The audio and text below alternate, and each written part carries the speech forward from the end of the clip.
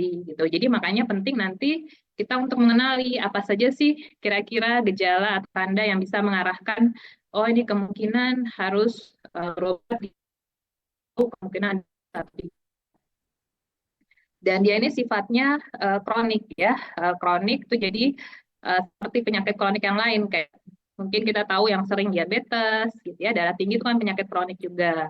Nah, lupus juga termasuk penyakit, jadi membutuhkan pemantauan, pengobatan sifatnya mungkin panjang gitu ya. Sehingga membutuhkan mungkin resources yang tidak sedikit gitu ya, menimbulkan butuh biaya tidak sedikit, kemudian juga mungkin waktu gitu ya untuk selama pengobatan ini, dan itu membutuhkan support yang baik tidak hanya tenaga kesehatan tapi juga pasien dan keluarga untuk bisa pengobatan ini berjalan dengan baik. Nah, supaya juga pengobatan ini bisa berhasil dan baik, penting untuk bisa didiagnosis secara dini. Nah, ini penting buat kita bisa mengenali gejalanya gitu ya. Karena kalau misalnya pasien itu di sejak awal, respon pengobatannya akan lebih baik dibandingkan yang misalnya sudah lanjut gitu ya, sudah mengenai gagal organ misalnya, itu akan lebih sulit respon pengobatannya. Nah, kemudian kita beranjak bagaimana sih seseorang itu tadi saya itu karena tubuhnya tidak berfungsi dengan baik gitu ya. Jadi cenderung berlebihan, malah dia menyerang sel tubuh sendiri dengan kondisi kanker atau infeksi di mana kekebalan tubuh kita itu gitu, atau misalnya tidak bisa juga mengatasi sel kanker sehingga mudah infeksi atau terjadi sel kanker. Nah, dengan alergi juga berbeda. Nah, mana autoimun ya. Nah, alergi dan autoimun tuh sebenarnya berbeda, tapi satu orang bisa ada alergi juga, bisa juga ada autoimun gitu ya, tergantung apakah dia punya kecenderungan itu. Nah, bedanya apa? Kalau alergi itu, kekebalan tubuh itu bereaksi berlebihan terhadap zat yang menyebabkan alergi. Misalnya tungau debu rumah gitu ya, atau makanan, alergi makanan atau alergi obat. Nah, kalau autoimun tuh dia muncul satu gitu. Jadi jelas ada, kalau alergi tadi jelas ya ada zat penyebab alerginya gitu. Terpapar dia kemudian muncul alergi. Nah, kalau autoimun tuh kadang-kadang pemicunya kita nggak tahu terjadi kapan paparannya, tapi kemudian ya reaksi sistem kekebalan kita kemudian tadi tidak berfungsi dengan baik. Nah, ini yang terjadi ketika ada penyakit autoimun. Jadi harusnya sistem kekebalan tubuh kita tadi tidak menyerang sel tubuh sendiri, harusnya kan dianggap sebagai teman gitu ya, tidak boleh diserang. Jadi bolehnya dia harusnya digunakan untuk melawan infeksi dari luar seperti virus atau bakteri. Nah, ketika dia tidak bisa mengenali, nah kemudian dia menghancurkan sel tubuh sendiri sehingga terjadi bisa kerusakan organ gitu ya. Nah, sering kemudian pasien bertanya, bagaimana kok seseorang itu atau dia misalnya bisa kena penyakit autoimun gitu ya. Nah, lupus juga salah satu penyakit autoimun, juga sama prinsipnya. Bagaimana seorang itu bisa terkena lupus. Nah, ada faktor pertama adalah peran faktor genetik, ya. Ada peran faktor genetik. Jadi seseorang itu bisa kena autoimun kalau dia memang secara genetik punya kerentanan untuk penyakit autoimun.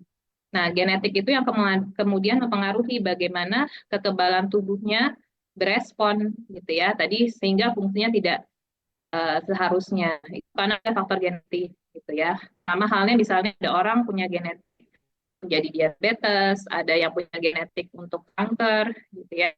Ada genetik untuk alergi. Nah, autoimun dia juga punya nih kecenderungan, oh dia bisa kena penyakit autoimun. Nah, tapi tidak semata-mata hanya faktor genetik gitu ya.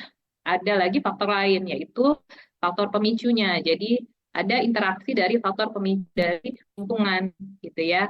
Bisa aja ada anggota keluarga ya punya genetik yang mirip-mirip gitu ya, agak mirip gitu, tapi saat muncul autoimun, yang lain misalnya nggak muncul autoimun karena ada faktor lain yang berpengaruh. Jadi ya ada faktor lingkungan dan ada faktor dari hormonal. gitu. Faktor dari lingkungan misalnya pemicunya bisa dari zat-zat kimia di lingkungan, kemudian juga infeksi bisa jadi pemicu, atau juga merokok, kebiasaan merokok gitu. Jadi kalau seorang punya genetik, kemudian cenderung autoimun, misalnya paparan faktor lingkungan ini kemudian bisa meningkatkan resiko dia terkena penyakit autoimun.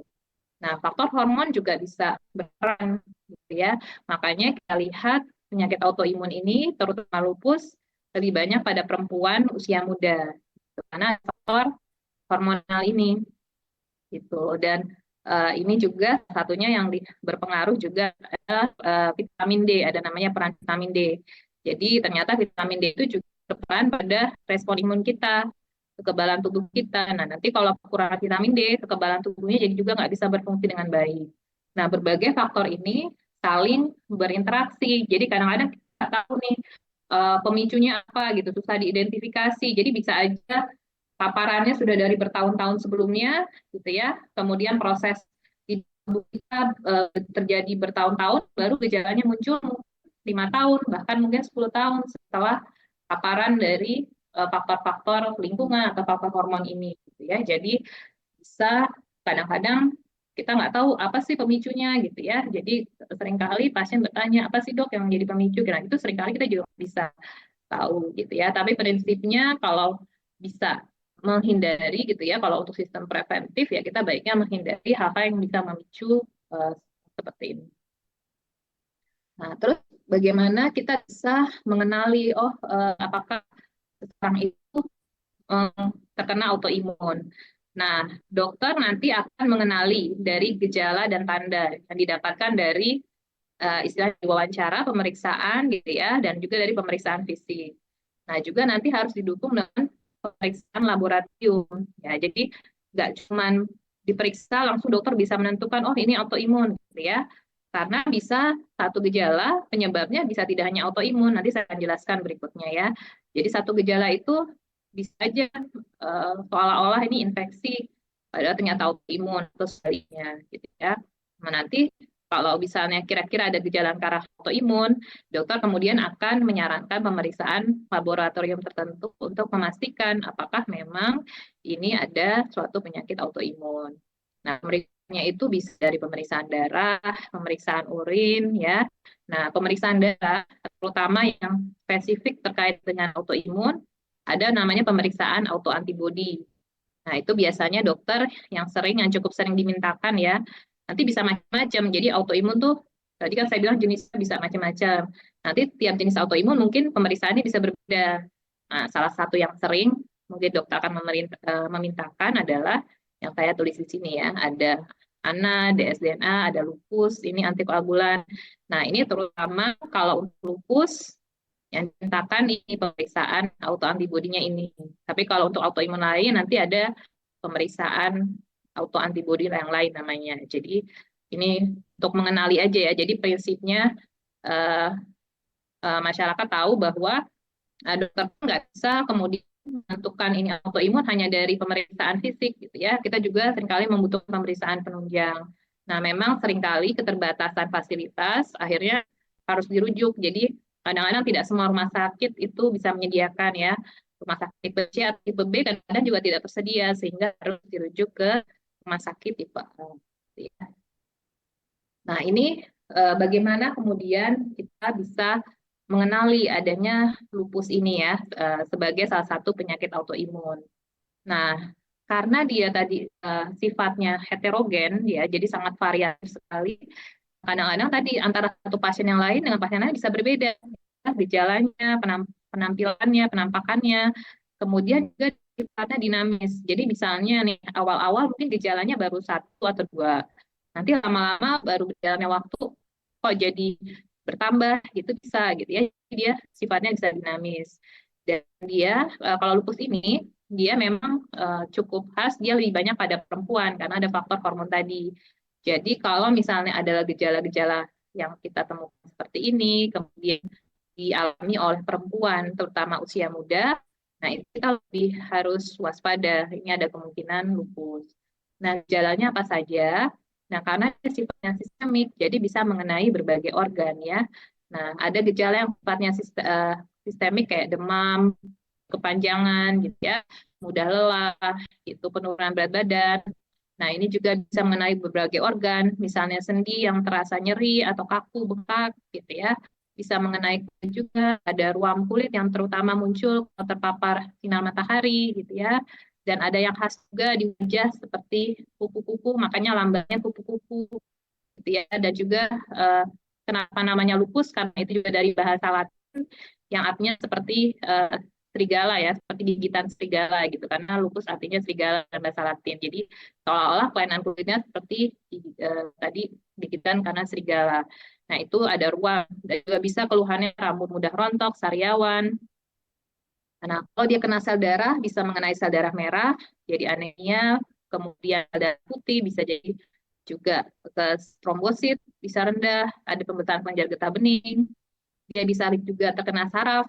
Nah, saraf tuh misalnya bisa kejang, bisa kadang ada yang penurunan kesadaran, atau misalnya kayak stroke, itu bisa juga. Jadi kalau misalnya ada perempuan usia muda, nah kena stroke, ternyata dia nggak punya diabetes, nggak punya darah tinggi, nah salah satu yang harus dipikirkan misalnya adalah lupus ini gitu ya. Karena dia nggak ada faktor resiko lain misalnya. Nah, selain itu juga bisa kena ke jantung, ke paru, bisa ada cairan di paru, di jantung, kemudian bisa juga kebocoran ginjal, gitu ya. Saluran cerna juga bisa terjadi peradangan di usus, di saluran cerna, bisa juga kelainan ke mata, saraf mata, atau peradangan di mata. Nah, ini berbagai gejala yang bisa muncul. Nah, kita terutama curiga kalau misalnya ada lebih dari dua atau lebih gitu ya pada satu orang. Kalau bisa satu aja, gitu kan penyebabnya masih mungkin yang lain. Tuh, dan satu gejala ini pun tidak semata-mata kemungkinan penyebabnya adalah lupus gitu. Contohnya misalnya demam ya. Kalau demam lama itu tidak hanya lupus, bisa aja infeksi kayak infeksi bakteri atau tuberkulosis gitu ya. Itu kan gejalanya bisa demam juga. Nah, nanti itu kan dokter kemudian akan berusaha membedakan dari pemeriksaan fisik dan dari hasil pemeriksaan penunjang apakah ini termasuk lupus atau bukan gitu ya. Atau hal lainnya misalnya anemia. Nah, nggak semua juga perempuan usia muda anemia gitu karena lupus, nggak juga. Lebih sering juga defisiensi besi gitu ya. Jadi jangan juga kalau langsung ada anemia langsung khawatir, oh ini saya jangan-jangan lupus gitu. Belum tentu juga. Nah, baiknya memang periksa ke dokter gitu ya. Juga halnya misalnya sariawan juga nggak semua sariawan kemudian terkait lupus. Nah, ini gambaran kira-kira gejala ya. Rambut rontoknya juga nggak ringan, misalnya sampai seberat itu ya, sampai bisa botak gitu ya. Kadang-kadang kalau rambut rontok biasa juga kadang-kadang kan tanpa ada lupus pun bisa rambut rontok ya. Nah, terus yang khas di wajah seperti kuku-kuku gitu ya, ruamnya kemerahan, bisa juga ada sariawan di mulut yang berulang gitu ya, atau sendi-sendinya bengkak gitu ya, atau ada kebocoran ginjal sehingga kedua kakinya menjadi bengkak. Ini beberapa di antara penampilan kalau eh, mungkin ditemukan pada odapus. Nah, kalau ada istilahnya salbu sendiri. Kalau misalnya ada beberapa gejala yang ditemukan di sini gitu ya, apakah sendi yang nyeri, sakit, sariawan yang lama, atau ada kelainan darah, atau ada tadi ada ruam di kulit, ada demam yang sebabnya nggak jelas, jadi sudah berulang, udah periksa ke dokter, diobatin, kemudian berulang lagi, gitu ya. Mudah lelah atau kulitnya sensitif terhadap matahari. Nah, ini kemungkinan kemudian harus diperiksa ya, terutama kalau misalnya alami oleh perempuan dengan usia muda. Nah, seringkali jadi pertanyaan kemudian para odapus gitu ya, kalau kemudian sudah terdiagnosis lupus, apakah bisa sembuh gitu ya? Nah, sebenarnya ini mirip dengan penyakit kronik lain seperti diabetes atau darah tinggi. Sebenarnya kan itu tidak sembuh, tapi bisa terkontrol dengan pengobatan misalnya. Nah, lupus pun seperti itu. Jadi, karena tadi ada faktor genetik, sebenarnya istilahnya bukan sembuh, tapi ada namanya remisi. Remisi itu bisa terkontrol penyakitnya, diusahakan dengan dosis obat seminimal mungkin, dan dengan efek samping yang minimal.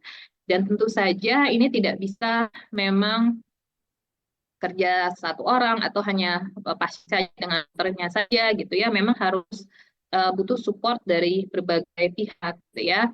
kadang-kadang dokternya pun nggak hanya satu, nanti kerjasama antara satu spesialis dengan spesialis yang lain gitu ya. Misalnya kemudian juga butuh komunikasi yang baik antara dokter, pasien, dan keluarga gitu ya. Karena selama pengobatan itu butuh pemantauan, kadang-kadang efek sampingnya tidak ringan gitu ya. Kadang-kadang juga karena pengobatan jangka panjang seringkali bosan gitu. Nah ini butuh uh, support dan kerjasama yang cukup banyak. Nah, bagaimana kemudian pengobatannya? Nah, antara satu pasien dan pasien lain tidak sama gitu ya. Tadi saya sampaikan gejalanya bisa sangat bervariasi. Ada yang kenanya ringan, kena kulit sama sendi saja, misalnya, tapi ada yang kenanya ke ginjal. Nah, tentu saja itu akan berbeda pengobatannya ya. Kita nggak bisa samakan gitu ya. Nah, jadi tergantung keparahannya dan juga seringkali pilihannya tergantung kondisi penyakit yang lainnya. Misalnya dia ada diabetes, dia ada gagal ginjal, ada kelainan hati. Pengobatannya tidak bisa disamakan dengan yang tanpa penyakit penyerta itu. Dan pengobatannya ini harus tidak hanya obat-obatan saja, jadi juga ada aspek namanya selain obat-obatan yang harus diperhatikan. Dan seringkali memang tidak hanya ini ya, secara fisik, tapi juga secara psikologis harus diperhatikan karena tadi penyakit kronik ini menimbulkan berbagai masalah juga secara psikologis. Nah, obat-obatan yang biasa digunakan untuk lupus ini ada yang namanya steroid ya, kortikosteroid yang paling sering dipakai, terutama kalau yang kenanya organ-organ vital ya, yang berat gitu. Ada juga nanti ada obat namanya sparing agent, jadi obat lain yang untuk mendampingi steroid ini atau sebagai pengganti steroid supaya dosisnya tidak terlalu tinggi untuk steroidnya. Nah, ini sama juga dokter akan memilih sesuai dengan kondisi penyakitnya, organnya, usianya, dan kemungkinan kalau hamil. Jadi harus dipilih obat yang mana tidak untuk kalau sedang hamil ya tidak untuk yang kehamilan, gitu ya. Dan ini membutuhkan monitoring yang berkelanjutan, gitu ya. Nggak bisa sekedar beli obat sendiri tanpa pemantauan karena tadi banyak sekali efek samping dan juga harus dilakukan pencegahan komplikasi, gitu ya. Nah, obat pada pasien lupus juga nggak hanya obat khusus lupusnya, tadi yang saya bilang imunosupresan, bisa juga dia butuh obat untuk penyakit penyerta lain, misalnya seringkali disertai oleh pengentalan darah, gitu ya. Jadi seringkali memang pasien itu cukup ini juga ya, ya para odapus atau odamun gitu ya, melihat obatnya gitu kadang-kadang udah ini stres sendiri gitu ya. Tapi memang seringkali memang disertai oleh kondisi penyerta lain yang membutuhkan pengobatan. Dan misalnya memang vitamin D, misalnya suplemen itu juga penting untuk daya tahan tubuh dan untuk menekan aktivitas lupusnya. Gitu. Jadi pertama obat yang diberikan obat yang imunosupresan namanya tadi yang menekan kekebalan tubuhnya supaya tidak bereaksi berlebihan. Karena tadi kan autoimun itu dia bereaksinya berlebihan. Nah, yang sering tuh steroid dan ini ada nama obat lain yang mungkin para odaku sudah familiar ya. Ada hidroksikloroquine, ada obat imunosupresan lain, macam-macam ini namanya. Nah, tapi juga ada obat lain yang digunakan selain obat imunosupresan, seperti obat penghilang nyeri, obat pengencer darah, atau untuk penyakit kronik lain. Yang seringkali memang ini butuh juga jangka panjang dan perlu pemantauan dokter. Dan nggak bisa satu pasien disamakan dengan pasien yang lain gitu ya. Jadi memang cukup banyak nih kondisi yang kompleks ya kalau pada odapus gitu bisa kita membutuhkan obat-obatan yang lain selain obat lupusnya sendiri. Nah, vitamin D juga penting ya. Selain memang sudah dikenal vitamin D itu penting untuk kesehatan tulang dan sendi, tapi dia juga ternyata penting untuk daya tahan tubuh kita. Nah, selain dari sinar matahari, jadi vitamin D kan sumber utamanya sebenarnya dari sinar matahari. Cuman pada pasien odapus, pada odapus itu tadi salah satu pemicunya adalah sinar ultraviolet, sehingga sebenarnya dianjurkan tidak terpapar dengan sinar ultraviolet, sehingga harus mencari asupan dari yang lain, apakah itu dari diet ataupun dari suplemen. Nah, pasien usahakan menghindari ultraviolet sehingga menggunakan surya surya. Nah, sehingga dia beresiko untuk kekurangan vitamin D. Ya, jadi aktivitas penyakitnya juga bisa lebih meningkat. Jadi caranya ya dengan mencari sumber vitamin D yang lain dari makanan atau dari vitamin ya. Setiap orang tuh punya kebutuhan harian, tapi kalau dia kekurangan vitamin D butuh asupan lebih tinggi gitu ya. Umumnya Kalau lebih tinggi itu butuh pemantauan dari dokter sesuai dengan anjuran dokter. Nah, selain obat juga butuh eh, hal lain ya untuk selama bisa mencapai hasil pengobatan yang lebih baik. Nah, salah satunya adalah perubahan pola hidup, baik itu dari makanan, aktivitas fisik, pola tidur, juga manajemen stres, dan juga untuk memperbaiki kesehatan gigi dan mulut yang bisa menjadi sumber infeksi. Dan ini juga membutuhkan support tidak hanya dari kadang-kadang dari tenaga medis ya, tapi juga dari keluarga dan juga kadang-kadang dari sesama Odapus juga itu sangat penting. Nah, ini dia prinsipnya adalah pola memperbaiki pola hidup ya dengan makanan yang seimbang dan sehat, bervariasi, dan tergantung sebenarnya dengan kelainan organ. Kalau ada kelainan ginjal itu harus disesuaikan. Ada yang diet khusus untuk kelainan ginjal misalnya. Dan ini juga bisa membantu memperbaiki gejala. Kemudian aktivitas fisik juga penting gitu ya, bukan berarti dilarang boleh aktivitas sama sekali gitu ya, tapi bisa disesuaikan dengan kemampuan gitu dan bisa berkonsultasi dengan dokter karena ini juga bisa memperbaiki secara emosional juga secara fisik bisa lebih baik. Nah, sering terlupakan juga pola tidur gitu ya, banyak mengalami gangguan tidur, tapi kalau kita tidak mendapatkan pola tidur yang baik, akibatnya juga jadi gampang capek, daya tahan tubuh makin menurun, terus mood juga nggak enak, ya. Jadi akibatnya eh, lupusnya pun makin tidak terkontrol. Nah, stres juga salah satu yang terkait dengan lupus atau autoimun lain ya. Stres itu bisa menurunkan kekebalan tubuh, mempengaruhi hormon gitu. Dan akibatnya juga mempengaruhi daya tahan tubuh. Nah, jadi harus bagaimana, karena manusia kan tidak bisa lepas dari stres ya, tapi yang penting bagaimana kita bisa kemudian beradaptasi, mekanisme coping kita menghadapi stres tersebut gitu ya. Itu yang kemudian menjadi cara supaya bisa membantu pengobatannya ini lebih baik gitu ya. Dengan kita memperbaiki eh, juga hubungan dengan keluarga, dengan teman gitu ya. Kita banyak berdoa, kemudian lebih mendekatkan diri. Ini harapannya juga akan membantu mengurangi stresnya dibandingkan dengan pelarian yang lain, dengan merokok, minum alkohol misalnya. Nah, rokok juga terbukti di meningkatkan resiko lupus, gitu ya. Salah satunya karena dia bisa mempengaruhi daya tahan tubuh kita. Oke, nah ini dukungan keluarga juga penting karena dia sifatnya penyakit kronik, pengobatan jangka panjang, biayanya juga tidak sedikit, dan ini penting untuk komunikasi yang baik ya. Nah, yang juga penting diperhatikan adalah masalah kehamilan karena sering pada usia muda sehingga kehamilan pada Odapus ini perlu diperhatikan.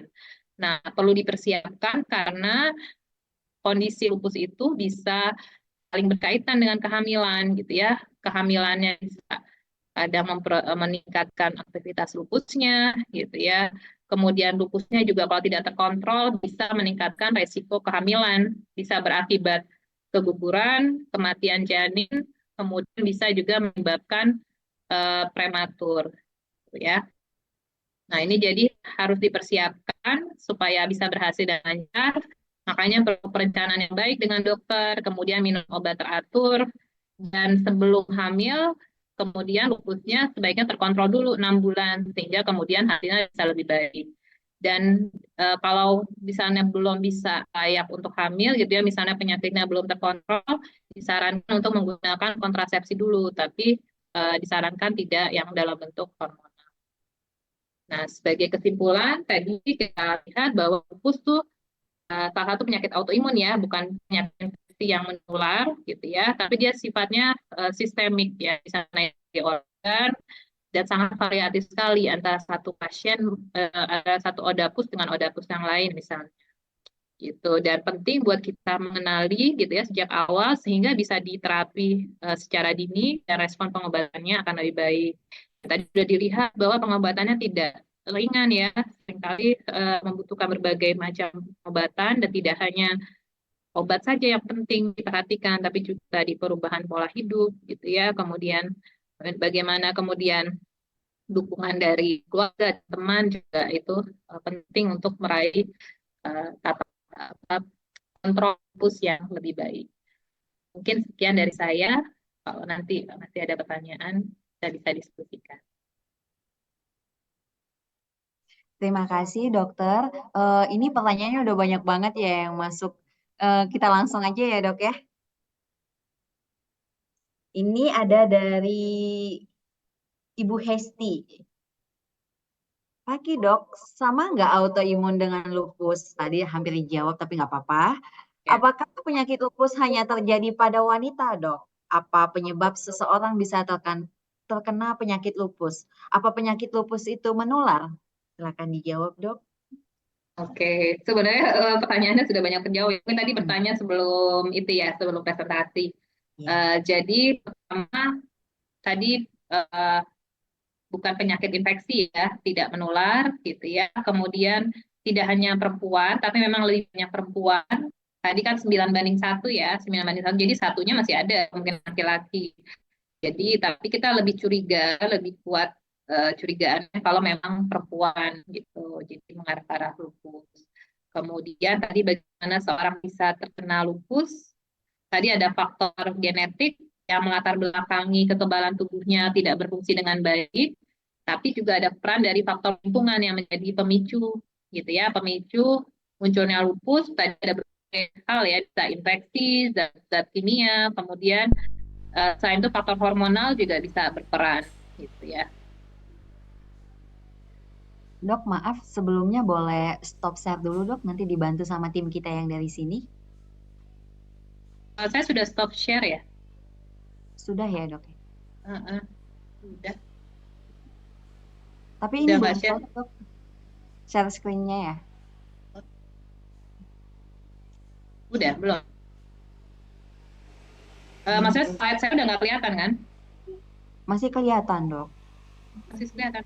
masih materi soalnya. Oh, masih materi ya. Mm-mm. Ini saya baru share. Saya bisa share screen lagi nih. Kayaknya berarti udah mati. Oh iya udah, nanti kita lanjut aja dulu ya dok Ya, ya. iya. Ini ada pertanyaan dari Bapak Syamsul Bahri dok.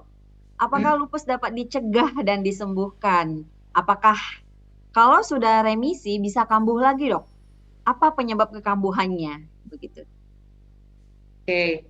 Jadi memang istilahnya bukan disembuhkan tapi remisi ya. Remisi itu bisa dikontrol mirip dengan penyakit diabetes atau darah tinggi yang dia bisa terkontrol dengan konsumsi obat yang baik atau kadang-kadang ada juga yang bisa tanpa obat gitu ya setelah berapa lama bisa stop obat sama juga kan diabetes ada yang bisa terkontrol dengan perubahan pola hidup juga nah sama juga fokus kadang-kadang kalau yang ringan dia juga setelah pengobatan cukup lama bisa berapa tahun bisa lepas obat kadang-kadang nah itu istilahnya remisi gitu ya jadi istilahnya bukan sembuh nah kalau untuk dicegah ya memang kan tadi ada faktor genetik ya.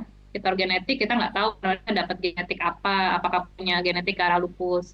Nah, kalau memang belum muncul gejala ke arah lupus ya kita bisa preventif tadi dengan pola hidup yang sehat gitu ya supaya bisa salah satu upaya yang bisa kita lakukan gitu ya menghindari pemicu tadi misalnya kayak rokok gitu ya atau misalnya zat-zat kimia paparan zat kimia lain gitu ya dari makanan dari lingkungan gitu.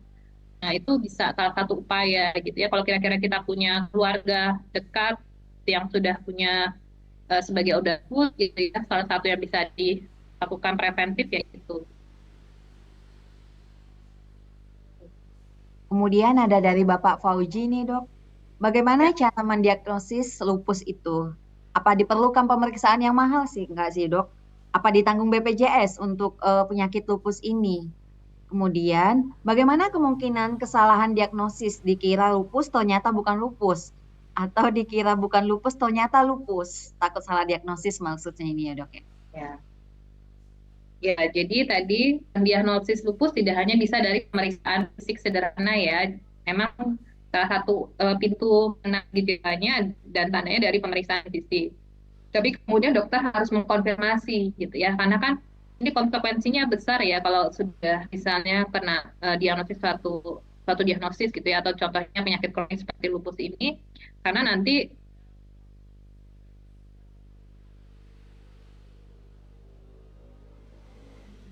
Maaf dok, dokter ini ya suaranya nggak kedengeran.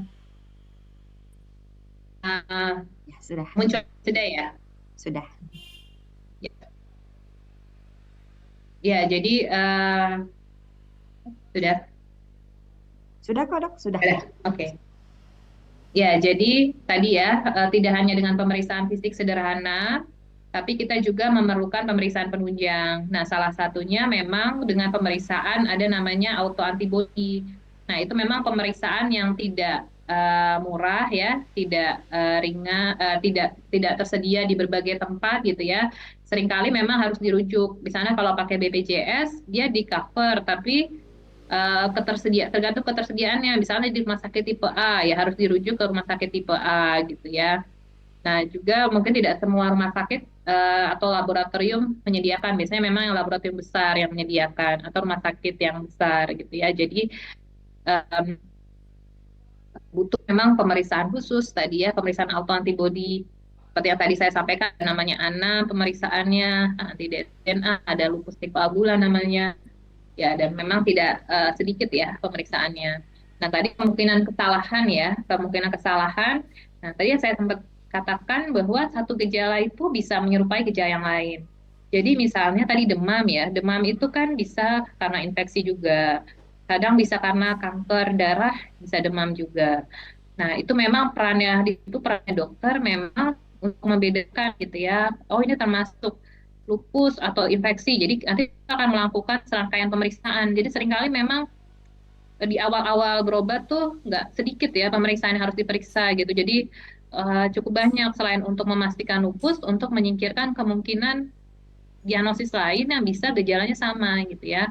Sama kayak trombosit rendah gitu. Nah, pada ada yang kan memang trombosit rendah seringnya kita mikir demam berdarah ya. Tapi kadang-kadang juga akhirnya bisa itu awal ternyata baru setelah beberapa lama ketahuan ternyata lupus gitu. Karena awalnya kan kalau demam dan trombosit rendah ya dokter pasti akan memikirkan misalnya lupus. Tapi kalau udah berulang gitu, lupus mas, demam berdarah. Tapi kalau misalnya kemungkinan demam berdarah, tapi kalau misalnya sudah berulang, misalnya dalam beberapa bulan kok kena demam berdarah lagi, gitu ya. Nah itu mulai berpikir tuh jangan-jangan ada yang lain, gitu. Hanya sekedar demam berdarah.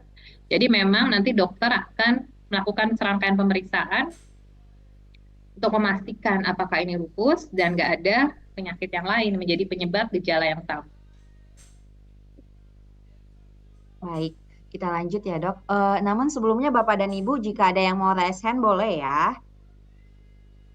Kemudian dari Bapak Farhan, Pak. Oh dok, ada pasien yang ke puskesmas dengan diagnosa SLE dengan multiple sclerosis. Menurut pasien, gejala bermunculan ketika pasien pos terkena COVID-19. Dan setelah vaksinasi COVID, pasien baru terdiagnosa SLE beberapa bulan kemudian. Saat divaksinasi belum diketahui mempunyai SLE. Apakah ada hubungannya dok antara vaksinasi COVID dengan gejala autoimun yang bermunculan? Nah, jadi yang saya sampaikan tadi ya, jadi kalau pada autoimun atau terutama pada lupus ya, tadi kan ada faktor genetik, ada faktor pemicu, ada faktor hormon. Nah, itu interaksinya bisa terjadi berbulan-bulan, bertahun-tahun.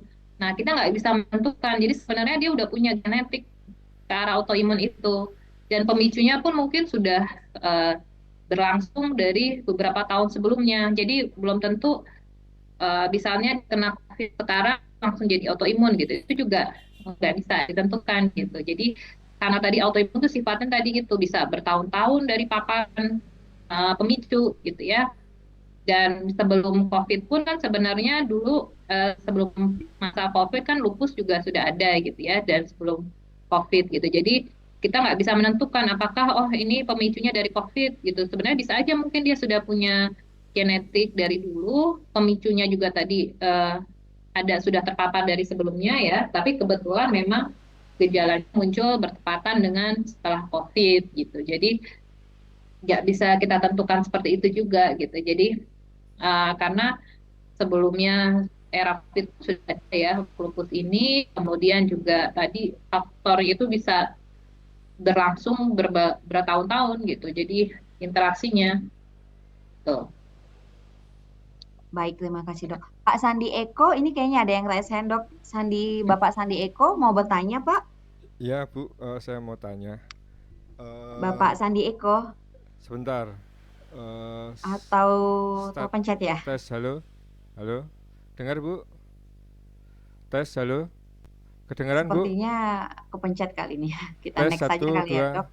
dengar Oh Bu? iya, iya Bapak. Ah, Silakan boleh Pak.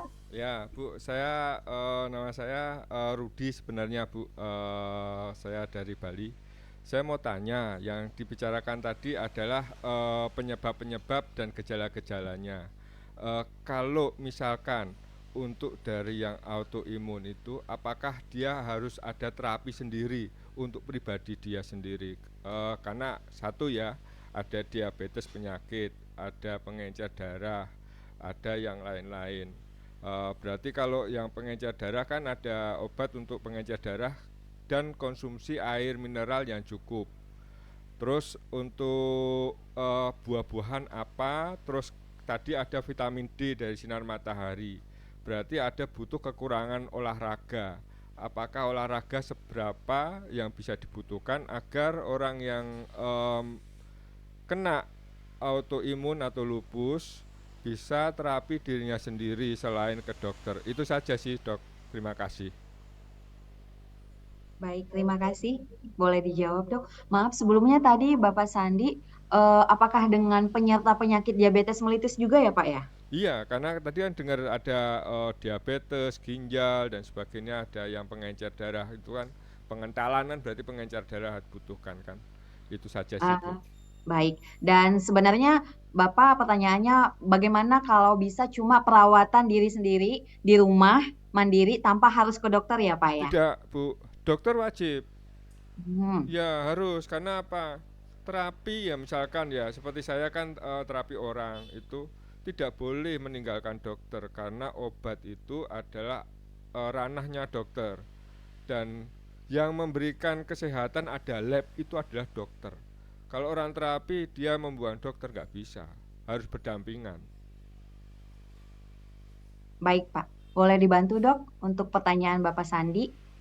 Oke, ya jadi mungkin saya klarifikasi ini ya sedikit ya. Jadi eh, orang dengan lupus atau pasien lupus itu dia bisa sangat bervariasi ya. Ada yang murni lupus saja, tapi dia ada disertai penyakit penyerta lain. Jadi nggak selalu Odapus itu pasti ada diabetesnya atau ada darah kentalnya gitu ya.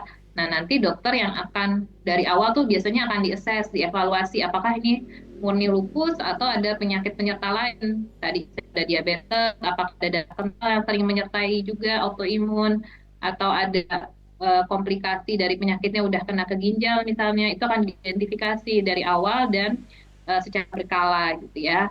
Nah, kalau memang ada penyakit penyerta, barulah ditambahkan gitu ya. Tadi misalnya kalau ada diabetes, ya perlu obat untuk diabetesnya. Ada darah tinggi, mungkin perlu obat darah tinggi. Tapi kalau nggak ada, ya nggak dikasih gitu ya.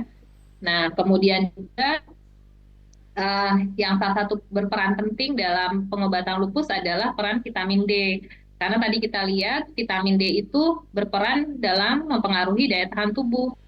Nah, sementara pasien lupus itu disarankan tidak terpapar dengan sinar ultraviolet atau matahari gitu ya, karena bisa memicu kekambuhan lupusnya. Padahal kita tahu vitamin D sebagai salah satu sumber sinar matahari itu ultraviolet sebagai salah satu sumber vitamin D. Nah, jadi harus disupport misalnya dari diet dan dari vitamin suplemen gitu ya. Jadi itu satu kenapa suplemen atau vitamin D itu berperan dalam pengobatan lupus. Nah, pengobatan itu juga semata-mata tidak hanya obat ya. Tadi manajemen tata laksana lupus tadi penting juga faktor-faktor lain ya, perubahan pola hidup, kemudian tadi baik dari segi makanan, aktivitas fisik, manajemen stres itu sangat berpengaruh karena semuanya bisa mempengaruhi daya tahan tubuh gitu ya. Jadi daya tahan tubuh itu tidak semata-mata dipengaruhi oleh tadi ya genetik atau dari pengobatan, juga ada faktor lain juga makanan tadi ya, eh, pola hidup, aktivitas fisik, tidur yang cukup juga penting. Nah, jadi aktivitas fisik itu juga penting. Tadi ditanyakan aktivitas fisik seperti apakah yang bisa dilakukan. Nah, pertama memang harus disesuaikan ya dengan kemampuan. Jadi seringkali berkonsultasi dengan dokter gitu ya. Nanti kan dokter bisa menilai, oh ini dia sudah kondisinya stabil ya, bisa kemudian mencoba aktivitas fisik secara bertahap gitu. Karena aktivitas fisik ini juga penting supaya menghindari kekakuan ya, kekakuan badannya juga tadi memperbaiki daya tahan tubuh, memperbaiki mood. Jadi bukan berarti dilarang juga untuk aktif. Nah, yang juga harus diperhatikan untuk aktivitas fisik untuk odapus itu menghindari paparan matahari yang terlalu terik ya, sinar ultraviolet. Jadi kalaupun mau keluar misalnya olahraga, ya baiknya tidak pada saat terlalu terik gitu ya, pagi hari, ataupun kalau mau beraktivitas keluar ya tadi menggunakan pelindung, misalnya topi atau tabir surya gitu ya, sehingga mengurangi paparan sinar ultraviolet gitu. Jadi itu dan tadi saya juga sepakat jadi memang harus dari diri sendiri juga tidak hanya dari dokter ya yang atau dari medis gitu ya yang kemudian berperan dalam pengobatan tapi dari pasien juga tadi untuk pola hidup gitu ya itu juga penting untuk mendapatkan keberhasilan pengobatan mungkin gitu maksudnya tadi ya. Terima kasih dokter. Iya. Bagaimana Pak Sandi?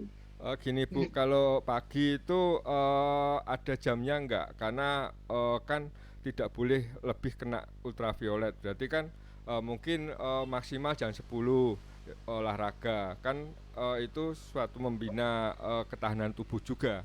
Walaupun yang diserap dari tubuh itu tidak maksimal karena masih pagi. Mungkin kalau sore juga masih bisa atau tidak jam berapa. Jadi pasien yang terkena lupus itu dia akan lebih semangat hidupnya. Oh iya, saya akan olahraga sekian, terus aku minum sekian, terus berobat ke dokter konsultasi wajib gitu loh Bu. Baik dok, boleh dibantu dijawab dok? Apakah boleh Ya, jadi di sore karena hari? ya, odapus tuh agak beda. Jadi dengan yang lain kan autoimun lain ya, karena tadi ada faktor sinar ultraviolet yang bisa memicu paparan. Jadi memang harapannya eh, sumber vitamin D-nya memang tidak dari sinar ultraviolet. Ya, jadi itu karena kan harus dihindari. Jadi kita mencukupi kebutuhan vitamin D-nya kalau pada odapus ya dari diet ataupun kalau diet kan sangat sedikit tadi ya pilihan yang mengandung vitamin D ya. Tadi harus misalnya kayak ikan laut dalam seperti salmon atau kuning telur, susu yang itu juga tidak boleh konsumsi terlalu banyak. Ya memang alternatifnya jadi salah satu bagian dari pengobatan lupus adalah dengan konsumsi vitamin D yang cukup dari suplemen gitu ya tambahan. Karena kalau dari sinar matahari memang tidak dianjurkan untuk terpapar gitu ya, justru harus dikurangi paparannya. Jadi kalau mau olahraga ya sebelum 10 gitu ya, atau lebih pagi lagi lebih baik gitu. Memang tidak diharapkan sumber vitamin D dari sinar ultravioletnya gitu ya. Nah, berapa vitamin D yang dibutuhkan? Nah, kalau kita tidak memeriksakan kadar vitamin D dari darah, sebenarnya bisa mengkonsumsi sesuai kebutuhan harian itu bisa 1.000 unit kan itu jual bebas ya kalau vitamin D 1.000 unit karena dianggap bukan khusus obat itu sebenarnya bisa dikonsumsi itu sesuai kebutuhan harian. Tapi kalau bisa diperiksa gitu ya pada vitamin D-nya dan ternyata rendah, dokter biasanya akan meresepkan yang lebih tinggi dosisnya, misalnya sampai 5.000 unit per hari. Nah, itu nanti diharapkan bisa mencukupi kadar vitamin D-nya. Nah, kenapa vitamin D penting juga selain untuk daya tahan tubuh? Seringkali odapus itu mendapatkan obat namanya steroid tadi ya, yang itu beresiko salah satunya adalah osteoporosis. Nah, vitamin dan kalsium yang cukup itu harapannya bisa mencegah komplikasi osteoporosis gitu ya, dari obat steroid yang sering digunakan oleh odapus atau odamun yang lain ya, orang dengan autoimun. Mungkin itu dari saya. Terima kasih Ya, dokter. terima kasih Bagaimana dokter. Ya, dengan Bapak Sandi? ya. Terima kasih. Kita lanjut ya dok ya. Dari Ibu Nita Witanto. Dok, kenapa penyakit lupus lebih banyak pada wanita dan perlukah sunscreen SPF 30 setiap aktivitas di luar ruangan? Apa dampaknya bahaya sinar matahari jika terkena langsung pada kulit pasien lupus? Dan perlukah pasien lupus minum vitamin D dosis 1000 IU sebagai pencegahan osteoporosis, dok? Ya. Sebenarnya tadi mirip ya dengan ini, saya mungkin ulangi lagi. Jadi ya salah satunya memang kalau harus yang bisa mengurangi paparan sinar ultraviolet adalah dengan sunscreen ya, yang memang SPF 30 ini bisa digunakan. Tapi juga bisa juga dia menggunakan misalnya payung atau topi gitu ya, karena kadang-kadang mungkin ada yang sulit juga untuk membeli tabir surya, mungkin biayanya ya, ya salah satunya bisa dengan tadi menggunakan pelindung ya. Nah, kemudian dampaknya apa? Nah, itu karena Odapus itu salah satunya adalah fotosensitif. Jadi kalau terkena ultraviolet atau matahari, dan kadang-kadang ultravioletnya tidak hanya dari matahari, kadang-kadang dari lampu di dalam ruangan pun ya, kalau dia ada ada paparan ultravioletnya itu juga bisa menimbulkan fotosensitif, jadi kulitnya jadi kemerahan gitu ya. Nah, itu salah satu yang bisa memicu sinar ultraviolet, jadi memicu gejalanya, misalnya kulitnya jadi kemerahan gitu ya. Kadang-kadang juga jadi gampang capek gitu ya, jadi kondisi fisiknya tidak enak. Nah, itu kalau banyak terpapar misalnya itu, karena dia merupakan memang salah satu faktor pemicu, terutama pada lupus, gitu ya, yang tadi saya sampaikan di gambar ya. Gitu. Kemudian tadi vitamin D, ya tadi kalau kita tidak bisa periksa langsung dari darah kadar vitamin D, minimal bisa secara rutin konsumsi 1.000 ya. 1.000 itu mencukupi kebutuhan harian, walaupun sebenarnya kalau Odapus itu seringkali kita pernah melakukan penelitian ya, cukup banyak yang ternyata kekurangan vitamin D. Nah, itu setidaknya butuh ya minimal 2.000 unit gitu ya, tapi itu butuh dari saran dokter sih. Jadi kalau tanpa istilahnya kalau tanpa kontak ke dokter ya 1.000 itu yang kebutuhan minimal. Tapi kalau nanti dari dokternya bisa menyesuaikan dengan kondisi pasien. Oh, ini perlu 2.000, atau kalau kadang ada kondisi yang perlu 5.000 gitu ya, variasi gitu. Kalau untuk SPF-nya dok, apakah semakin tinggi semakin baik? Apalagi kan banyak beredar sekarang ya dok, SPF yang misalnya 50, 45. Lagi Hmm. ngetren kan dok, SPF untuk cewek-cewek sekarang ini gitu. Ya, minimal sih 30, apa minimal 30. Terus ya itu cukup sih kalau misalnya bisa, maksudnya kalau misalnya bisa tabir surya itu, atau dengan tadi dengan pelindung lain juga sebenarnya nggak apa-apa, topi atau payung juga itu kan sudah cukup mengurangi paparan ya. Berarti kalau di bawah tidak direkomendasi ini ya dok ya, di bawah 30. Ya, enggak. Kalau misalnya kayak sunblock gitu dok, yang kayak maaf kayak banana boot gitu, boleh nggak dok? Beda, saya sebenarnya kurang paham juga ya. Maksudnya ya intinya tabir surya yang dengan SPF itu sih. Ya, Baik dok. Baik. kalau yang bisa. Terima kasih dok. Kita lanjut, ini ada pertanyaan dari Bapak Henry Suryadinata ya dok ya. Apakah rata-rata penyakit autoimun harus minum obat seumur hidup? Dan apakah dapat diturunkan melalui genetik? Boleh dijawab dok? Ya, berarti ini pertanyaannya terkait autoimun, tidak hanya lupus ya, autoimun secara Ya. umum ya, untuk Odamun. Nah, autoimun pun itu beragam ya, macam-macam. Ada yang autoimun yang nggak perlu obat juga, gitu, obat imunosupresan gitu, kayak ini obat yang menekan kekebalan tubuh gitu ya. Contohnya autoimun yang kena ke tiroid. Nah, itu pengobatannya dengan misalnya obat-obatan yang menurunkan hormon tiroid atau yang meningkatkan hormon tiroid. Jadi tidak selalu tadi obat-obatan yang sifatnya tadi imunosupresan itu. Nah, juga ada juga kondisi odamun yang misalnya dia sudah remisi ya, sudah remisi dan dia gejalanya sudah ringan, kadang-kadang dengan perubahan pola hidup juga akhirnya lepas obat gitu ya. Beberapa pasien saya yang memang gejalanya tidak terlalu berat ya, beda yang biasanya kalau udah kena ke ginjal istilahnya itu memang agak sulit untuk lepas dari obat rutin.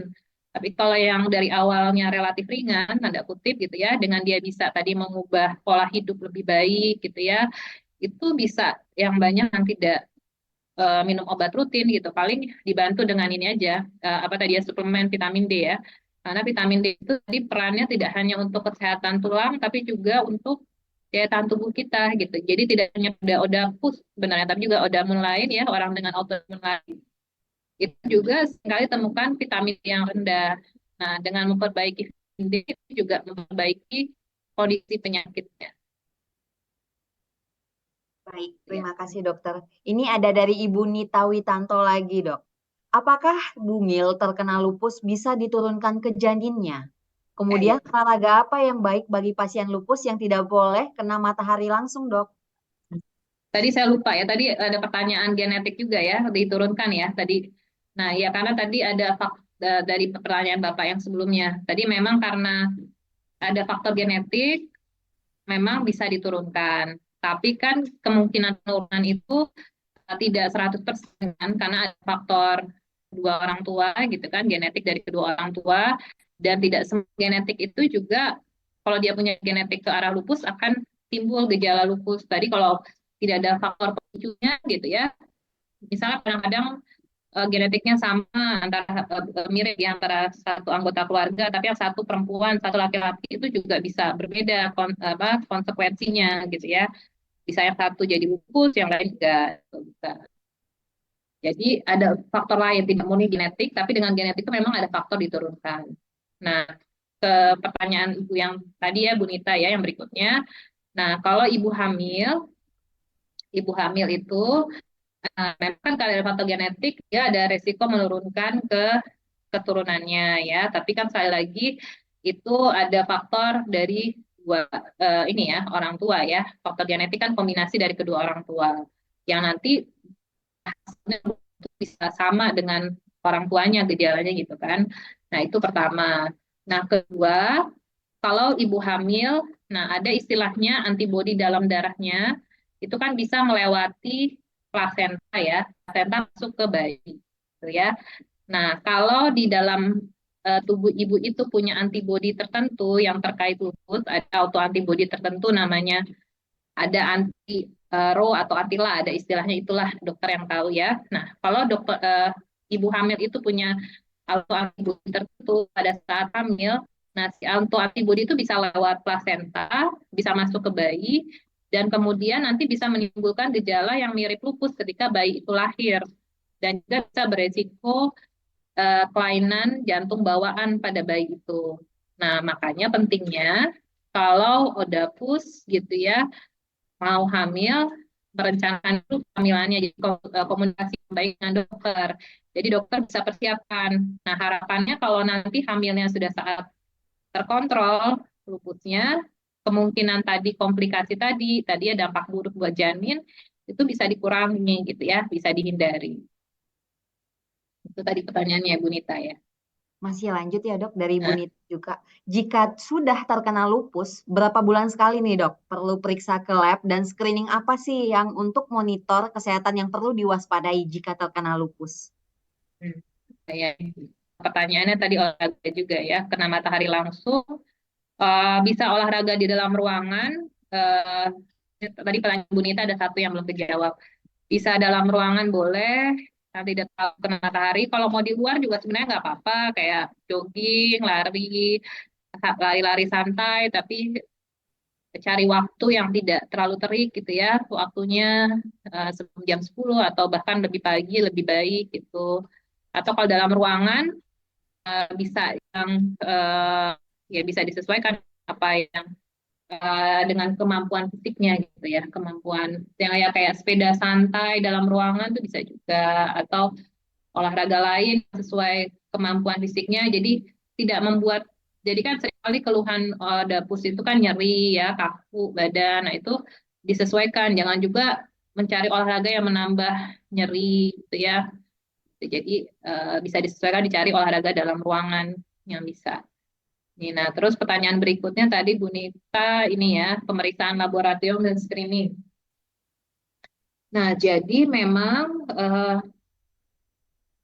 lupus atau autoimun lain itu tidak ada pemeriksaan screening khusus yang mendeteksi sebelum muncul gejala. Ya. Tidak ada screening yang direkomendasikan. Jadi nggak ada misalnya suka ada pertanyaan, dok gimana sih caranya kita tahu kita akan jadi lupus gitu, atau akan jadi autoimun gitu. Karena ini nggak ada gejala nih, orang-orang sehat. Nah, itu tidak ada pemeriksaan yang direkomendasikan gitu ya. Nah, tapi kalau misalnya sudah didiagnosis lupus ya, ODAPUS, Nah, nanti dokter akan memantau dengan berbagai pemeriksaan, misalnya baik pemeriksaan fisik maupun pemeriksaan laboratorium yang disesuaikan dengan gejalanya atau kondisi pasiennya gitu ya. Jadi misalnya kalau kenanya ke ginjal gitu harus dicek fungsi ginjal, urin, kalau kenanya sel darah yang akan sering dipantau itu. Pemantauannya pun disesuaikan dengan kondisinya. Kalau kondisinya sudah stabil, biasanya lebih lama, lebih jarang, misalnya bisa 3 bulan atau 6 bulan gitu ya. Tapi kalau lagi awal-awal biasanya butuh lebih ketat, bisa 2 minggu, kadang seminggu jarak atau sebulan gitu. Jadi variasi sekali. Jadi nanti dokter akan menyesuaikan dan ada pemeriksaan namanya tadi dsDNA yang dia bisa diperiksa berkala untuk mengetahui aktivitas lupusnya gitu. Jadi variatif tergantung nanti dari dokter ya yang akan memutuskan. Baik, dokter. Kita beralih ke YouTube ya, Dok ya. Karena dari YouTube juga ada yang bertanya. Ini dari Bapak Agus Paijo. Apa saja gejala lupus yang paling khas itu seperti apa, Dok? Apakah dari anamnesis dan pemeriksaan fisik bisa ditegakkan diagnosa lupus tersebut? Ya, jadi kalau hanya dari pemeriksaan fisik itu tidak bisa ditegakkan. Jadi harus ada pemeriksaan tadi menunjang ya, pemeriksaan darah, namanya pemeriksaan autoantibodi ya, pemeriksaan imunologi autoantibodi untuk memastikan apakah orang itu memiliki autoantibodi yang terkait lupus itu.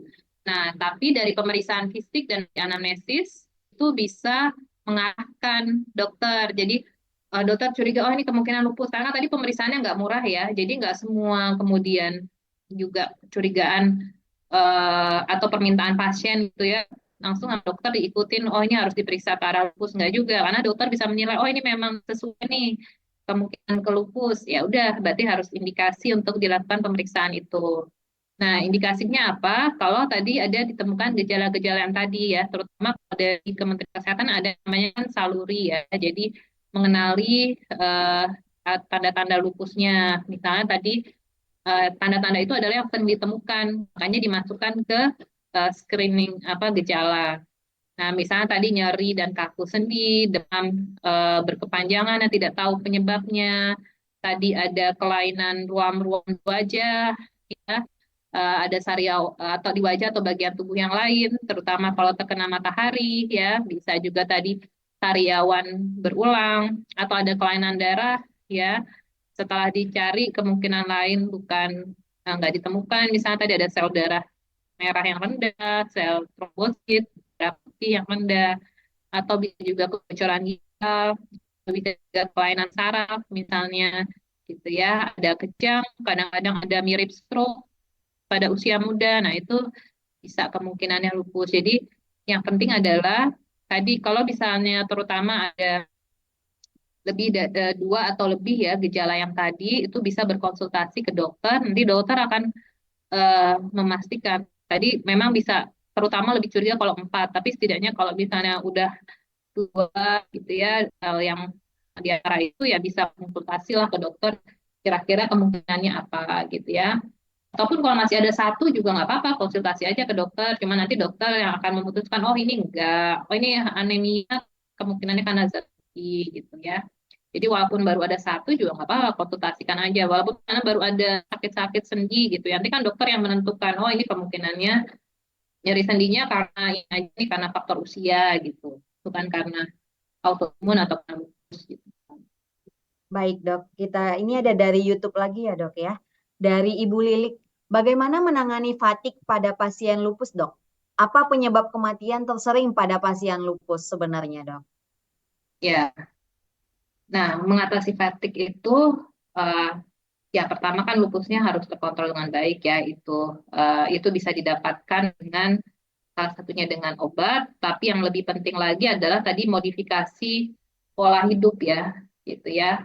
Nah, pertama tadi istirahat yang cukup. Nah, istirahat yang cukup itu berkualitas tidak hanya jam. Kadang-kadang kalau ada yang tidurnya 8 jam, tapi mulai tidur tengah malam atau jam 1 pagi, ya itu nggak sehat juga gitu ya. Jadi pola pola hidup yang baik ya dengan tidur yang benar gitu ya, paling lambat misalnya jam 11 malam tuh udah harus tidur gitu ya. Kemudian um,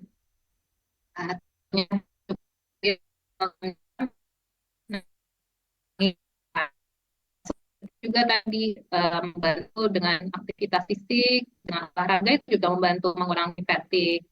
Nah, kemudian vitamin D itu juga terbukti dari penelitian itu juga bisa membantu. Jadi kadang-kadang kalau vitamin D-nya masih rendah itu juga bisa uh, mempengaruhi ya, jadi lebih mudah lelah. Nanti bisa konsultasi ke dokter yang menangani gitu ya dok, apa yang bisa dilakukan. Nanti kan dokter menyesuaikan, oh, mungkin ada obat yang perlu dimodifikasi atau tadi vitaminnya perlu dikonsumsi gitu.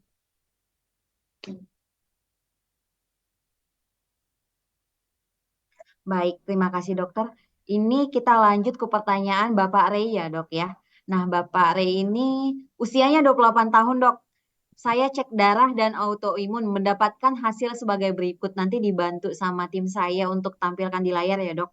Apakah saya autoimun dan harus berbuat apa? Kalau dilihat dari hasil cek darah, hemoglobin 11,5, hematokrit 36,9, MCV, ada MCH, MCHC, neutrofil, limfosit, sama LED. Ada tes ANA juga dok, AF positif. Ada pola spiklet titer 1:100. Ada banyak nih ya dok, aku baca yang gejala ya. Bentol-bentol di kulit, bisul-bisul kecil, sakit kepala, sering tidak fokus, moodnya selalu labil. Mohon konsultasinya dok. Sepertinya bapaknya memang udah ada hasilnya nih dok. Takut terkena autoimun sepertinya. Iya, ya ini kan pemeriksaan ini pasti sudah dari anjuran dokter ya. Nah, kalau dokternya memintakan pemeriksaan ANA atau profil Buka dulu ANA, tampilkan. ya ANA atau profil ANA, biasanya memang dokter sudah ada mencurigai ke arah itu. Nah, gejala yang mana yang bikin dokter mencurigai autoimun, misalnya ya kalau pada bapak ini, jadi autoimun kan macam-macam ya, nggak hanya lupus ya. Ini kan pemeriksaan ANA ini dan ANA profil ini tidak hanya pada lupus, bisa juga autoimun. Nah, gejalanya mungkin yang mencurigai ke arah autoimun tuh misalnya sakit kepala yang kronik gitu ya, yang setelah diperiksa ke arah yang lain, misalnya gangguan penglihatan atau gangguan yang lain tuh nggak ada penyebabnya. Nah, itu salah satu kemungkinannya bisa autoimun. Atau gangguan kognitif gitu ya, gangguan kognitif pada usia muda itu juga bisa salah satunya kemungkinan autoimun. Makanya dicari dokter periksa ANA atau profil ANA ini. Kalau bentol itu kemungkinannya bisa karena alergi, tapi juga beberapa sebagian kecil bisa karena autoimun gitu. Jadi kalau kemungkinan alerginya nggak ada, ya bisa karena autoimun.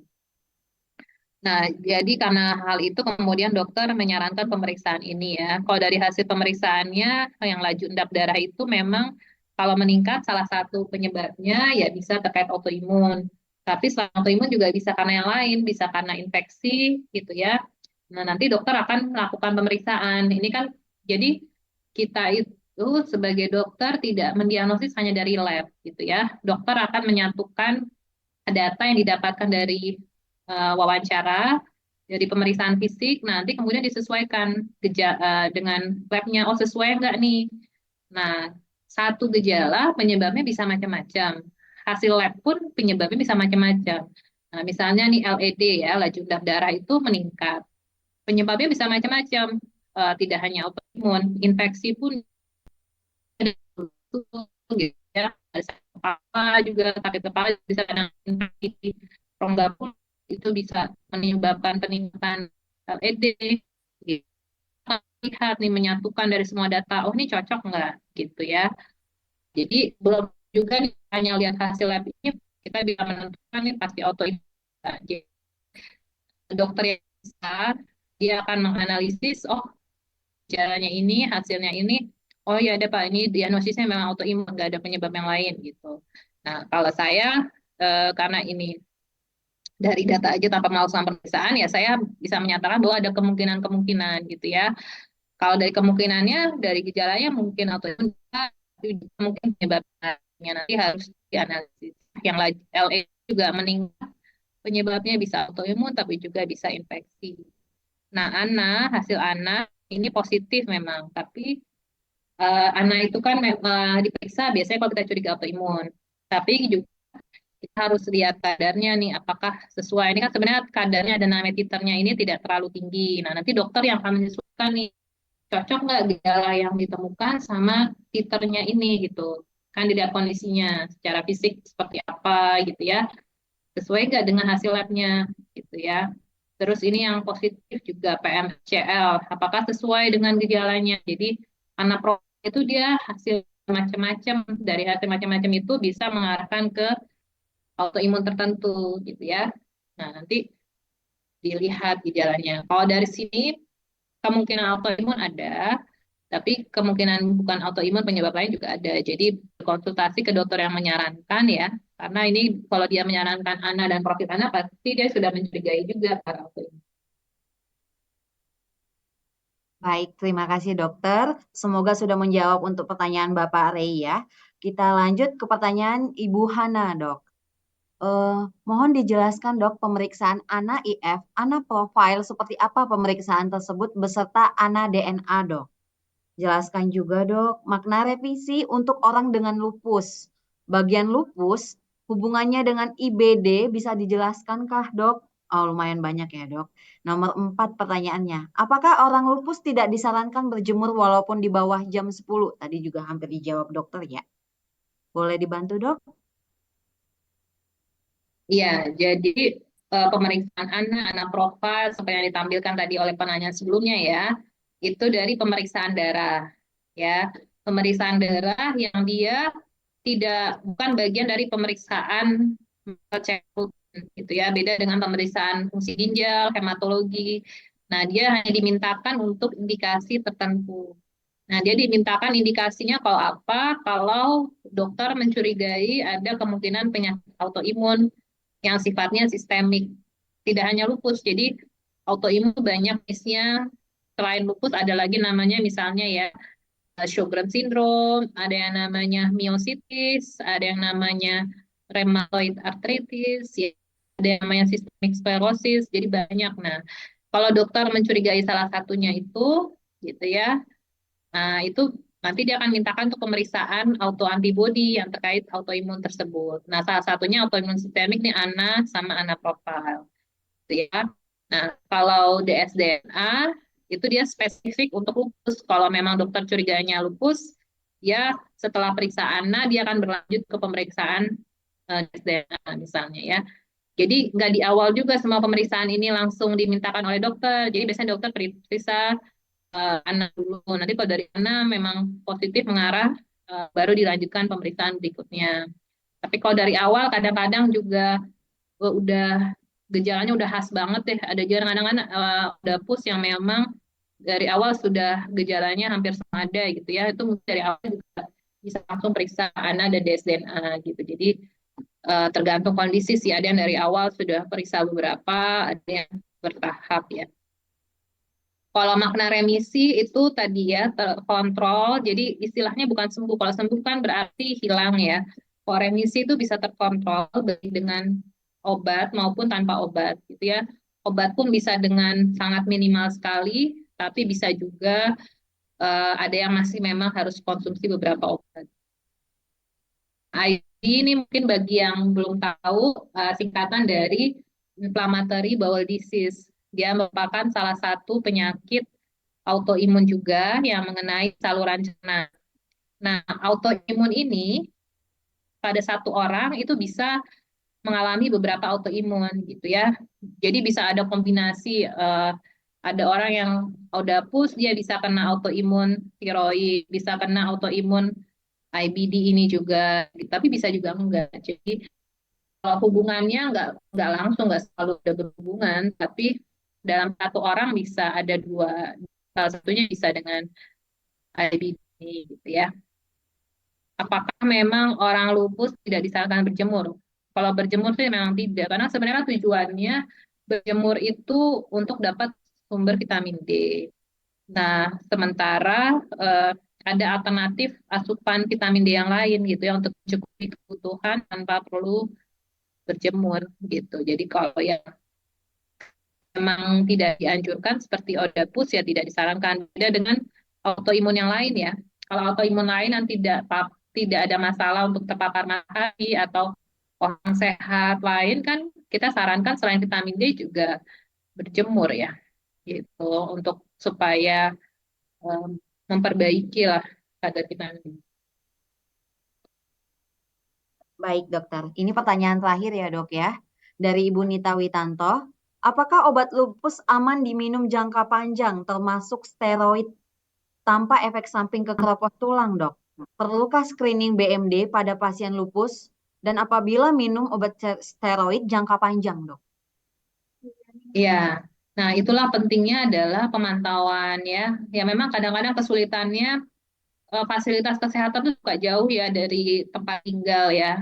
Nah, kadang-kadang beberapa pasien dia sulitan berobat karena masalah transportasi yang jauh. Nah, itu sebaiknya tidak juga mengonsumsi obat itu tanpa pengawasan dokter karena dosis rendah pun itu juga bisa dampak efek samping yang tidak ringan ya. Contohnya steroid itu dia mudah didapat, mudah dibeli, tapi efek sampingnya juga salah satu yang tidak mengenakan adalah osteoporosis sehingga bisa mudah ini ya patah tulang gitu ya. Jadi tetap disarankan adalah pemantauan konsultasi walaupun misalnya nggak bisa kontrol ke rumah sakit tipe A ya kalau di sekitarnya ada puskesmas gitu ya kontrol lah jadi jangan juga tanpa pemantauan gitu ya seringkali karena jauh rumah akhirnya beli obat sendiri tanpa resep gitu ya dan juga saling share dengan sesama pasien jadinya nggak bisa terpantau gitu jadi setiap obat atau kadang-kadang juga suplemen atau herbal pun juga ada resiko efek samping dan itu yang penting adalah pemantauan ya. Yang dokter akan menyesuaikan obat mana yang cocok untuk kondisi pasien tersebut. Tadi BMD ya, BMD itu memang saat BMD itu mungkin penjelasannya ya kalau ada yang belum tahu dia untuk mengetahui apakah ada pengeroposan tulang atau osteoporosis. Nah, memang dianjurkan pada tidak hanya ODAPUS ya untuk pasien lain pun yang konsumsi steroid jangka panjang, kan ada yang konsumsi steroid jangka panjang ya.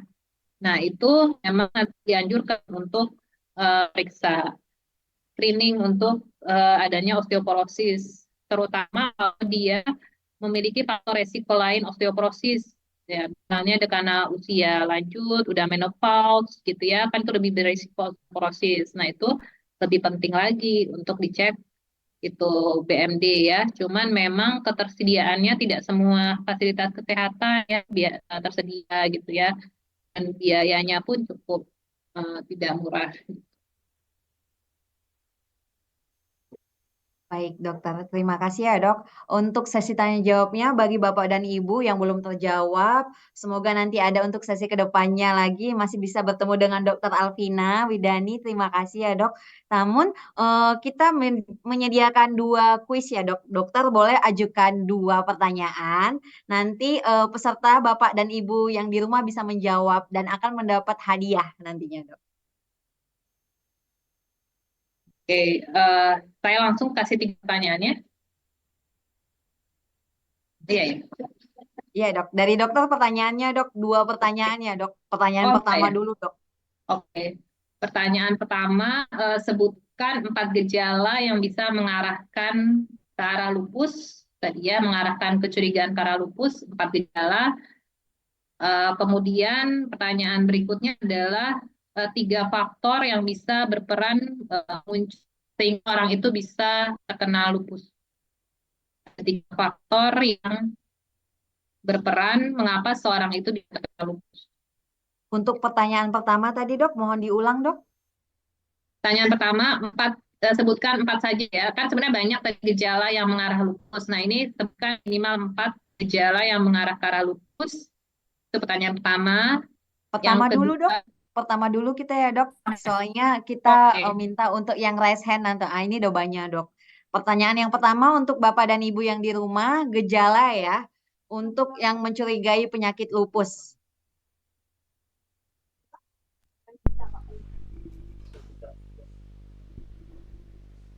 Boleh dibantu ini siapa yang angkat tangan duluan pada tim? Kepada Ibu Elgita ya. Boleh dijawab Bu Elgita? Terima kasih. Izin menjawab, dokter. Untuk empat gejala dari lupus, yang pertama demam berkepanjangan, terus nyeri sendi, ada ruam kupu-kupu, sama gampang lelah. Ya, boleh. Boleh Benar ya, ya. Dok? Ya, selamat kepada Ibu Elgita. Untuk Terima pertanyaan yang kedua, kasih. Dok.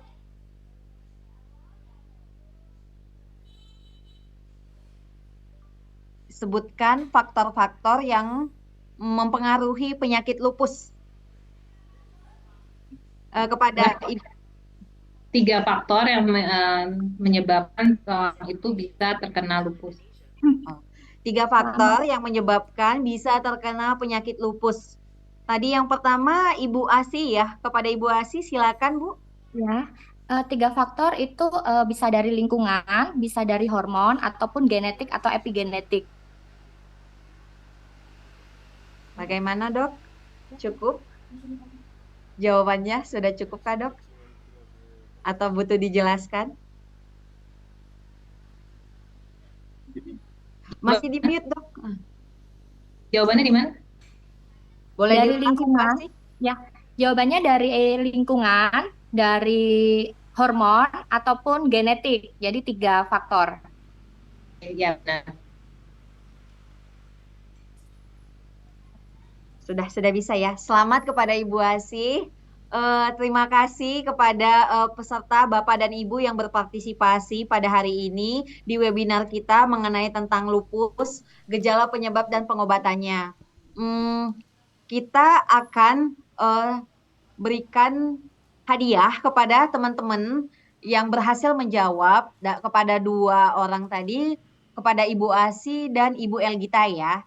Kemudian kita lanjut ya Dok, ini untuk take home message-nya kepada Bapak dan Ibu yang di rumah. Apakah apa yang harus kita bawa dari hasil webinar ini setelah kita mendengar seluruhnya mengenai penyakit lupus ini Dok? Apa yang harus kita waspadai dan apa yang harus kita cegah dan kita siapkan mulai saat ini? Iya, jadi lupus itu merupakan suatu penyakit autoimun ya, karena kekebalan tubuh. Jadi seringkali ada yang bertanya apakah ditularkan atau tidak. Jadi bukan infeksi, jadi tidak ditularkan ya. Tapi ada faktor genetik. Jadi memang ada faktor bisa diturunkan. Tapi tidak semata-mata genetik, juga ada faktor pemicu tadi ya, dari lingkungan, juga dari hormonal. Jadi belum tentu juga pasti kalau orang tua atau keluarganya ada yang lupus, pasti anaknya lupus gitu ya. Nah, yang penting supaya pengobatan itu bisa berespon dengan baik, gitu ya, hasilnya harus dikenali secara dini. Jadi kalau harapannya kalau gejalanya masih ringan, respon pengobatannya juga akan lebih baik. Tadi sudah ada tadi ya beberapa gejala yang bisa mengarahkan kecurigaan ini kemungkinan lupus. Memang kalau tadi sampai 4 gejala ya kita lebih curiga, tapi berarti kalau cuma 1 gejala juga tidak berkonsultasi ke dokter. Kalau memang untuk tahu ya penyebabnya apa ya silahkan berkonsultasi ke dokter, nanti dokter yang akan mencari apa kemungkinan penyebabnya. Karena satu gejala bisa disebabkan oleh berbagai hal ya, tidak hanya lupus gitu. Jadi silahkan kalau memang ada salah satu gejala, bisa berkonsultasi kepada dokter untuk dicari tahu penyebabnya apa, gitu ya. Kemudian tadi untuk pengobatan tidak semata-mata hanya dari obat ya, butuh juga tadi perubahan pola hidup yang baik, baik mulai dari makanan, dari aktivitas fisik ya, dari pola hidup, dari manajemen stres, dan penting juga dari support dari keluarga, dari juga sesama teman atau odapus gitu ya, untuk supaya hasil pengobatannya lebih baik karena ini merupakan pengobatan untuk monitoring yang jangka panjang, kronik yang tidak sedikit membutuhkan dukungan dari segi biaya maupun dari psikologis. Mungkin itu dari saya. Baik, sudah. Terima kasih ya dokter atas informasi yang sangat bermanfaat pada kami pada hari ini mengenai tentang lupus yang kami dari awalnya tidak tahu, yang hanya menerka-nerka dan awalnya mengira ini hanya kutukan, ternyata sudah jelas alurnya seperti apa dan sudah tahu, oh sebenarnya lupus itu tidak kutukan seperti atau tidak mengerikan seperti yang orang-orang pikirkan di luar sana. Bagi Bapak dan Ibu, semoga dari webinar ini kita mendapat informasi yang sangat bermanfaat dan pastinya dapat kita sebarkan juga kepada saudara-saudara dan orang-orang terkasih kita dimanapun berada. Eh, Cukup untuk webinar hari ini. Terima kasih. Kita akan berjumpa lagi di webinar selanjutnya. Bagi dokter, jika memang ada aktivitas atau kegiatan lain, silakan dapat meninggalkan Zoom terlebih dahulu ya dok. Dan terima kasih juga kepada Rumah Sakit Universitas Indonesia atas supportnya untuk webinar kesehatan ini.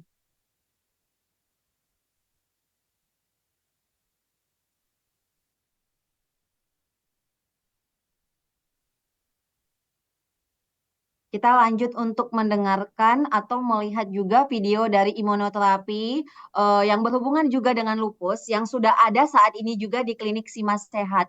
Untuk bantuan dari tim, boleh ditampilkan videonya.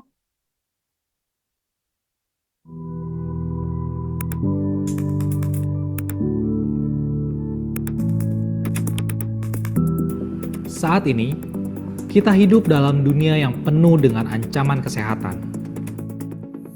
Berbagai infeksi seperti COVID-19, penyakit degeneratif, alergi, dan autoimun mengintai dan sewaktu-waktu dapat menyerang kita dan keluarga tercinta.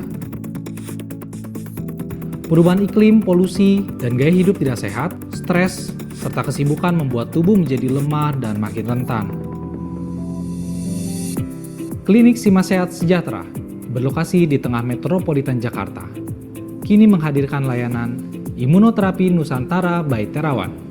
Inovasi teknologi kesehatan terbaru ini mengaktifkan sistem kekebalan tubuh kita yang luar biasa sebagai perisai untuk melawan ancaman virus, bakteri, dan tumor.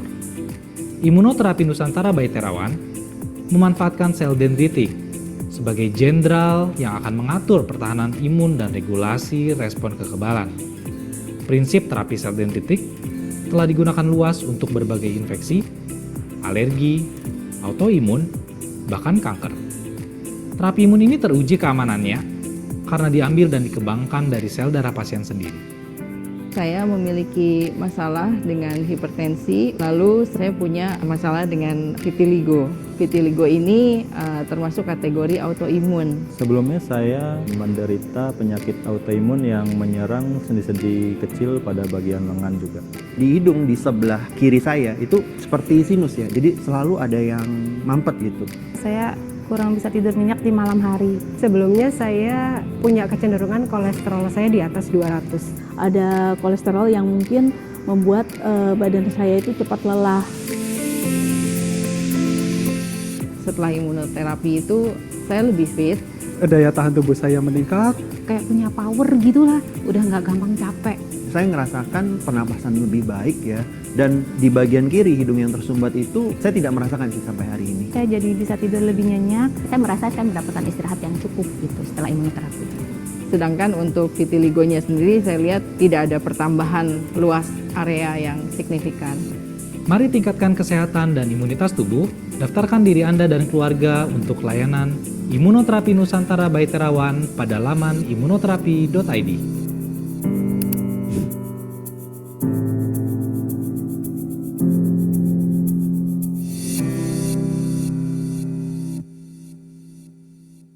Bapak dan Ibu, berikut untuk videonya tadi ya. Untuk acaranya saya kembalikan lagi kepada MC Ibu Elsa. Baik, terima kasih kepada Dr. Alvina dan Ibu Susi atas pemaparan materinya yang luar biasa dan atas waktunya. Terima kasih banyak. Baiklah, selanjutnya Bapak Ibu, tadi kita sudah mendengarkan materi yang sangat menarik dan luar biasa dari Dr. Alvina.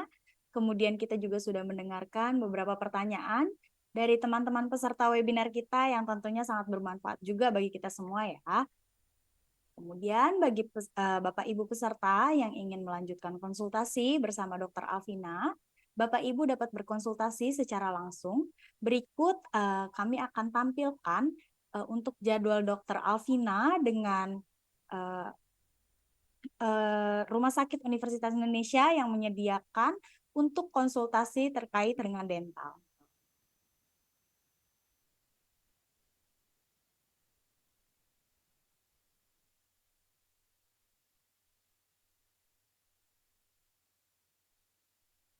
Bapak Ibu dapat mempersiapkan untuk screenshot atau foto dari jadwal dari dokter pembicara kita, yaitu Dokter Alvina, serta untuk konsultasi dental di RS Universitas Indonesia untuk mengetahui jadwal dokter dan jadwal konsultasi dan dapat berkonsultasi langsung bersama Dokter Alvina.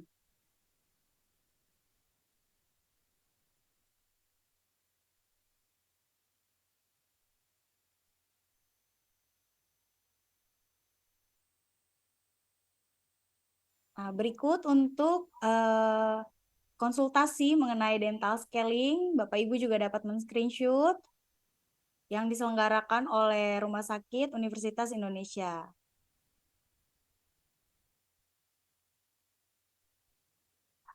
Baik, bagi Bapak Ibu yang ingin menyaksikan ulang materi yang dibawakan oleh Dr. Alvina tadi, karena tentu topiknya sangat menarik, Bapak Ibu dapat menyaksikan kembali di YouTube channel Asuransi Sinarmas, atau dapat follow akun Instagram @asuransisinarmasofficial, @konsultasi-dokter-sehatku, @klinik-simas-sehat, dan @klinik-simas-sehat-sejahtera.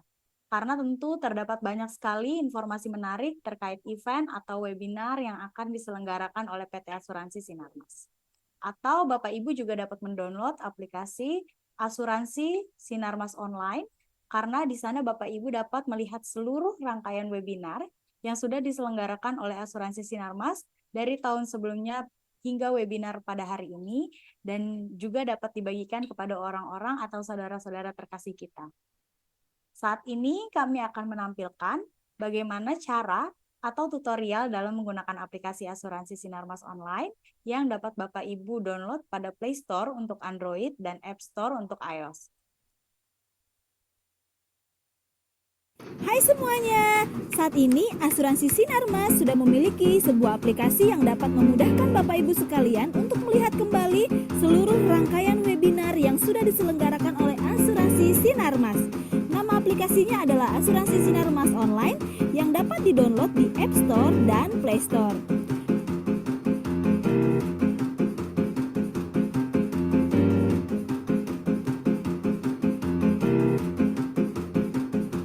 Setelah mendownload aplikasi, silahkan memilih layanan, kemudian pilih seminar kesehatan, lalu akan ditampilkan seluruh rangkaian webinar kesehatan yang sudah diselenggarakan oleh Asuransi Sinarmas.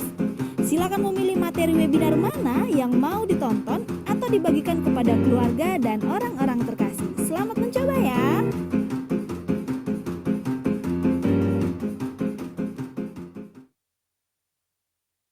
Baik, itu tadi cuplikan tutorial dalam menggunakan aplikasinya ya Bapak Ibu.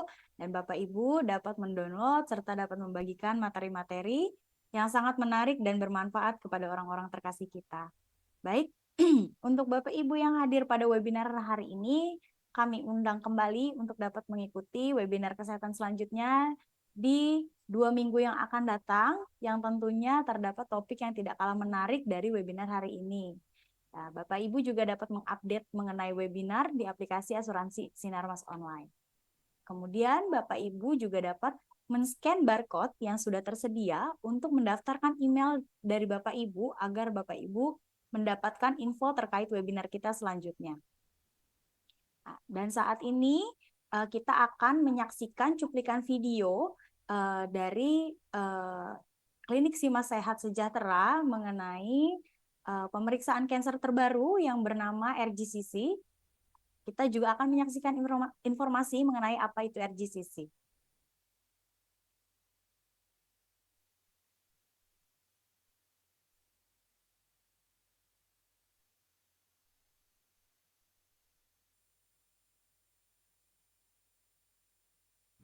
Apa itu circulating tumor cells? Kanker dimulai dari sel tubuh kita sendiri, tetapi karena berbagai faktor, Sel yang awalnya sehat ini bermutasi atau rusak, sehingga memperbanyak diri dengan cepat dan membentuk suatu benjolan yang dikenal sebagai tumor. Dalam perjalanannya, sejumlah sel kanker ini mati, lalu melepaskan material genetik ke dalam aliran darah dan beredar di seluruh tubuh. Material ini disebut sebagai circulating free DNA atau circulating tumor DNA. Terkadang beberapa sel melepaskan diri dari tumor primer, berubah bentuk dan tampilan sehingga dapat terbawa aliran darah atau sistem limfatik ke bagian tubuh lain, lalu membentuk tumor yang baru, suatu penyebaran kanker atau metastasis. Sel tumor hidup yang beredar inilah yang disebut sebagai circulating tumor cells atau CTC. Teknik deteksi sel kanker melalui darah biasa dikenal sebagai liquid biopsy. Berpotensi mendeteksi CTC yang beredar di darah sehingga dapat membantu mengidentifikasi kanker sebelum muncul gejala atau screening. Berkat perkembangan terbaru, dapat menentukan dan memantau pengobatan yang tepat, membantu semakin banyak orang berjuang melawan kanker.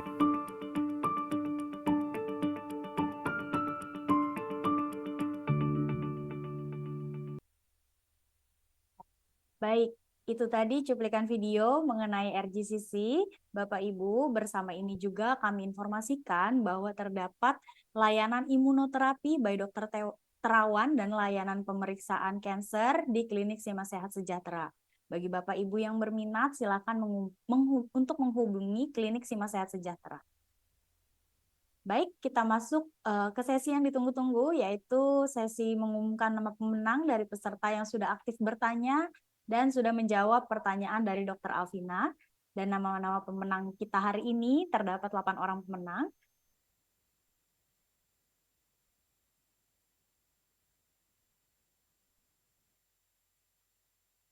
Lima orang pemenang,